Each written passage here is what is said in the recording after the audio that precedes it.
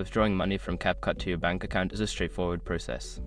Follow these steps to ensure a smooth transaction. Step 1. Open the CapCut app. Launch the CapCut app on your device. Make sure you are logged into your account where your earnings are stored. Step 2. Navigate to the Wallet section. Look for the Wallet or Earnings section within the app. This is typically found in the Profile or Settings menu. Step 3. Select Withdraw option. Once in the Wallet section, find and select the option to withdraw funds. This may be labeled as Withdraw or Transfer, or something similar. Step 4. Enter withdrawal amount. Input the amount of money you wish to withdraw.